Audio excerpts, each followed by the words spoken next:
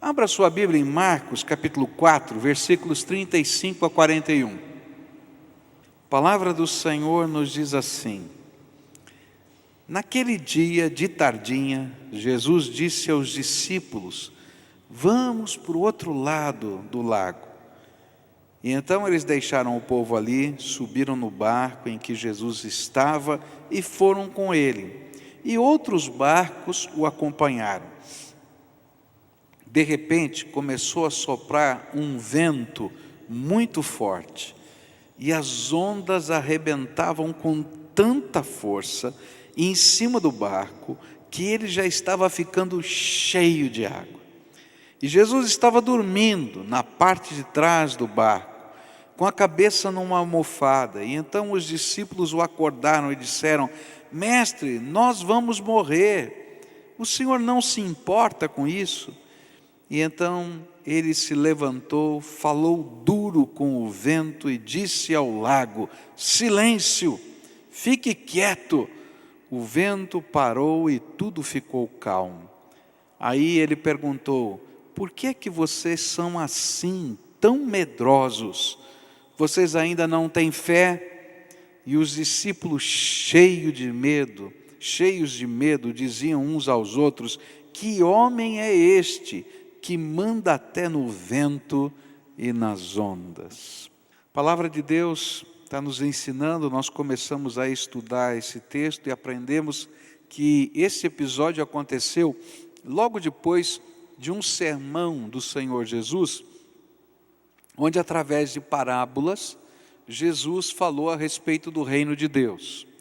E uma das parábolas que Jesus contou foi a parábola de como funciona o reino, que a gente pode lançar semente e que não adianta a gente ficar acordado ou dormindo, porque a semente não vai crescer mais rápido, nem vai ser protegida de alguma maneira, ou vai ser influenciada, porque só Deus faz aquela semente crescer, só Deus manda a chuva na hora certa, só Deus tem o controle dessas coisas.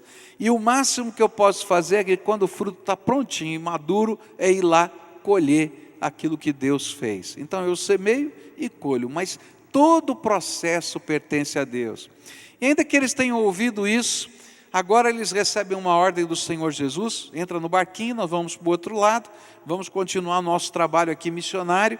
E enquanto eles estão indo, vem uma grande tempestade.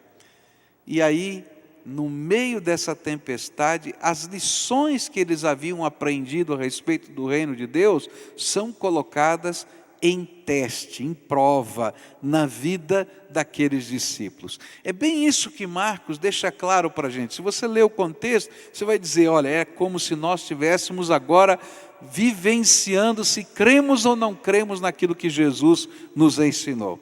E aí aprendemos hoje pela manhã que no meio dessa experiência, a fé daqueles homens foi desafiada em vários níveis diferentes, em várias maneiras diferentes. A primeira maneira como a fé desses discípulos foi desafiada, e aprendemos que foi o desafio das circunstâncias. De repente, sem que eles esperassem, não tinha nenhum sinal no céu, nenhuma aparência de que viria uma tempestade, mas de repente eles foram surpreendidos no meio da travessia do lago de Genezaré, o mar da Galileia. Eles foram surpreendidos por uma tempestade. Nós somos surpreendidos na vida, em vários momentos diferentes, por circunstâncias que estão fora do nosso controle. E o interessante é que esses homens eram experientes naquele lago. Pelo menos uma grande maioria dos discípulos entendiam daquele lago, trabalharam a vida toda ali como pescadores, sabiam como funcionava as maneiras de enfrentar tempestades no meio daquele lago, conheciam muito a respeito do barco, dos remos, das velas, eles entendiam daquilo, mas a tempestade veio de uma maneira tão forte, tão surpreendente, que eles não sabiam como lidar com ela, apesar de todo o conhecimento. E aí então, eles saíram da sua zona de conforto. E a nossa fé é provada justamente porque nós não temos habilidade para lidar com ela. A gente não sabe mais se o plano A, plano B, plano C, não funcionou nada, e aí a gente está perdido. E é nessa hora que Deus vai revelar o seu poder na nossa vida. Porque enquanto você está na sua zona de conforto, muitas vezes você nem busca o poder de Deus. Você acha que você pode lidar com as coisas. Mas quando a gente sai da nossa zona de conforto, Deus revela o seu poder. E a nossa fé é colocada em prática no meio dos desafios, das tempestades da vida. E o grande desafio que a gente teve aqui nessa manhã é lembrar-se da promessa de Deus, que nós somos mais do que vencedores através de Jesus Cristo, o Senhor da nossa vida. Se Jesus está no nosso barquinho, Ele tem o controle, Ele é o Senhor, e a nossa fé está firmada nele, só nele. No meio dessas provas que nós enfrentamos na vida, um outro lado da nossa vida é mexido, que são os nossos sentimentos. E aí nós vimos no versículo 38, os apóstolos, os discípulos, dizendo para Jesus: Mestre, nós vamos morrer, o Senhor não se importa com isso. E o grande desafio são os sentimentos que nós temos nesse momento de luta e de batalha. Começa um turbilhão dentro da nossa alma, e esse turbilhão às vezes está dizendo: Deus não se importa com o que está acontecendo comigo, Deus não está ouvindo a minha oração, Deus não está preocupado com a minha dor, Deus, enfim. E quando eu começo a acreditar nestas coisas, como eu posso confiar num Deus de quem eu desconfio das suas intenções? Se de fato Ele me ama. E o grande desafio da fé é crer que Deus continua me amando e que Ele não mudou, mesmo no meio das batalhas que a gente esteja enfrentando na vida. E que muitas vezes Deus está bem do nosso lado, está dentro do barquinho, Ele não falou nada, mas Ele está lá, Ele nunca deixou de estar. E a gente não é capaz de perceber que só pelo fato dEle estar, nós já estamos guardados e protegidos, porque Ele é o Senhor de todas as coisas. Eu queria continuar olhando para esse texto e olhar para um terceiro desafio que nós enfrentamos na jornada da vida. É o desafio da oposição de Satanás. Ondas e ventos que precisam ser repreendidos. A palavra de Deus diz assim: e então ele se levantou, verso 39, e falou duro com o vento. Nas versões mais antigas diz: e repreendeu o vento, e disse ao mar: silêncio, fique quieto. E o vento parou, e tudo ficou calmo. É interessante que quando a gente olha o original aqui, há uma expressão na língua grega que é uma expressão técnica.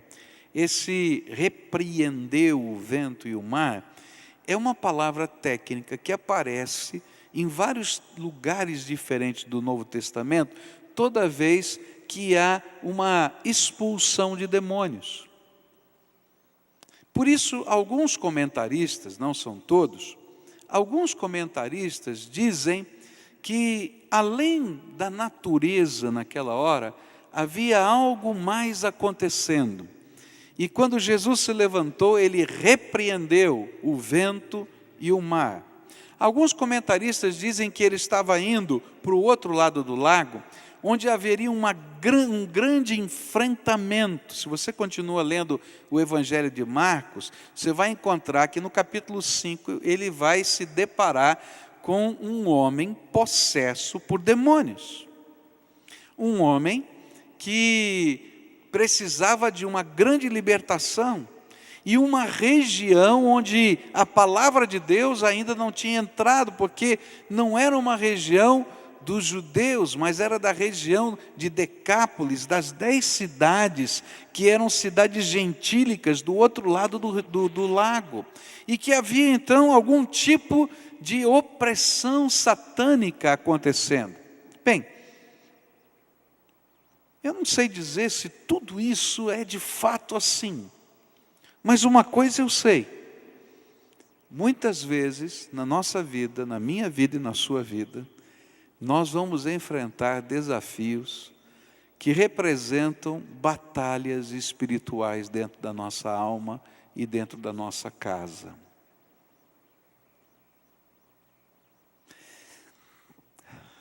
Eu tenho aprendido na minha vida uma coisa simples que está nas Escrituras. A Bíblia diz assim: a nossa luta não é contra carne e sangue, mas contra principados e potestades. Está na Bíblia isso, não está? E é interessante que nós nos esquecemos, de uma maneira prática, nós nos esquecemos desse recado das Escrituras. E a gente olha às vezes para aquilo que está acontecendo dentro da casa da gente. Problemas, dificuldades, relacionamentos. E a gente se esquece que tem um inimigo que está aqui para tentar destruir a nossa fé, mas a Bíblia diz que ele veio para matar, roubar e destruir toda a vida. E se tem algumas coisas que ele detesta, por exemplo, é a família, porque na família, ali naquela sede, no núcleo da família, os valores são ensinados. E se ele conseguir destruir a família, ele sabe que as próximas gerações não terão valores. Porque quem passa valor não é uma instituição, não é a igreja que passa valor. Quem passa valor é dentro de casa, que a gente passa valor uns para os outros. Muito do que você acredita, do que você vive, foi porque você foi abençoado por uma família. Agora, muito do que você sofre às vezes, é porque você foi inculcado em coisas que vieram da sua família. Por isso o inimigo ataca ferozmente a família. E o triste é que nós não entendemos que nós não estamos brigando com o filho, com o marido, com a esposa, mas que muito do que está acontecendo ali é uma batalha espiritual e que eu preciso de outras armas para enfrentar essa batalha. Outra coisa, não somente na família, mas uma das armas de Satanás, um dos propósitos de Satanás é impedir o testemunho cristão. Então, ele vai fazer de tudo para amedrontar você, a ponto de você não ter coragem de compartilhar a sua fé com absolutamente ninguém. E ele vai fazer o quê? Vai usar esse sistema de opressão lá no seu trabalho, lá na sua vizinhança, lá na sua escola, de tal maneira que você não tenha a alegria de poder compartilhar a sua fé. E a gente fica imaginando que o problema é o vizinho.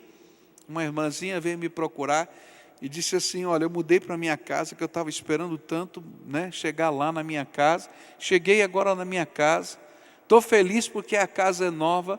E o vizinho veio bater na minha porta, porque diz que quando eu estou aqui na igreja, tem barulho de criança na minha casa, ele não consegue dormir. Mas eu moro sozinha. E ele foi brigar comigo. E eu fiquei morrendo de medo, porque eu sou já idosa, eu moro sozinho, o vizinho foi brigar comigo. E que hora que ele foi brigar? Depois que ela chegou da igreja. Você consegue entender? Ah, estava uma bagunça aí na sua casa, mas não tinha ninguém na minha casa. Nossa luta não é contra carne e sangue. A nossa luta é contra principados e potestades. É claro que essa batalha está acontecendo aqui. Ela é concreta, ela é visível. existem mal-entendidos, existem palavras duras, existem coisas que estão acontecendo. Mas o que a Bíblia está tentando mostrar em vários trechos das Escrituras é que em determinados momentos uma tempestade não é normal. Ainda que tempestades sejam normais. Que em determinados instantes, aquilo que a gente está enfrentando foge à normalidade. E que são verdadeiros ataques de Satanás na nossa vida. E quando esses ataques vêm, não adianta eu usar estratégia, não adianta eu usar a psicologia, não adianta eu usar o senso comum, porque se a batalha for espiritual, ela só será vencida no poder do Espírito Santo de Deus. Ela só será vencida quando a gente colocar em prática os valores do reino de Deus.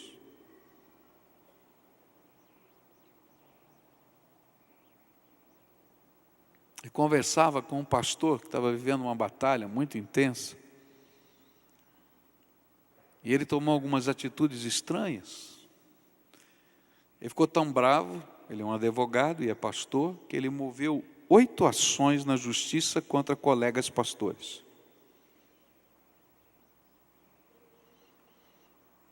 E ele trouxe um pacote de documentos. Pastor, olha aqui, tem esse documento, tem aquele outro, tal.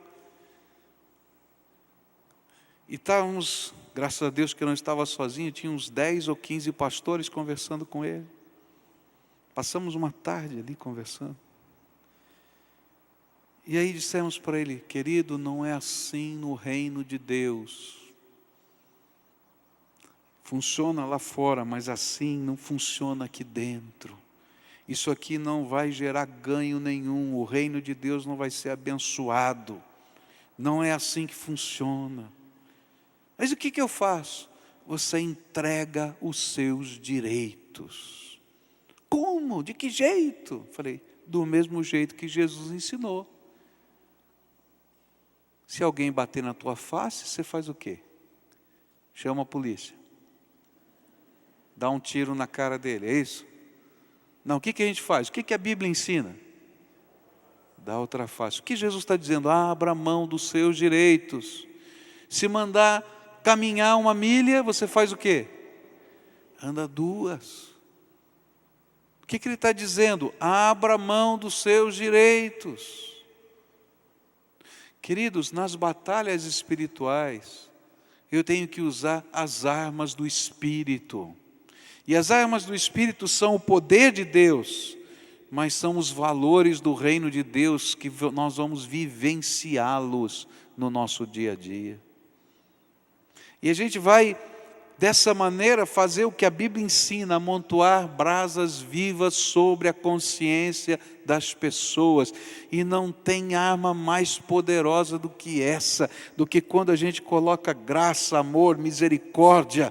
As pessoas não conseguem lutar.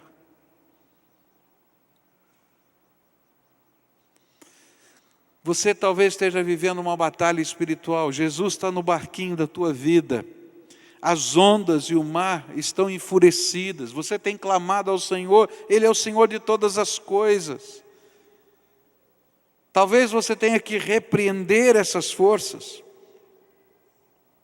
Talvez elas precisem ser confrontadas, mas não enquanto pessoas, mas como forças do mal que precisam ser repreendidas, discernidas, e que os propósitos que eles têm, que essas forças têm, não alcancem, não prosperem no nosso coração.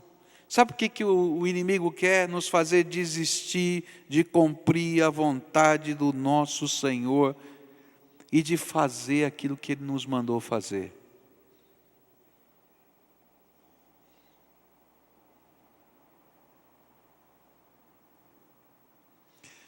Jesus quer que a gente entenda que quando a gente vive isso, a autoridade dele se revela no meio das nossas batalhas. Jesus falou uma coisa tremenda, ele disse assim, eu vos envio como cordeiros no meio dos lobos.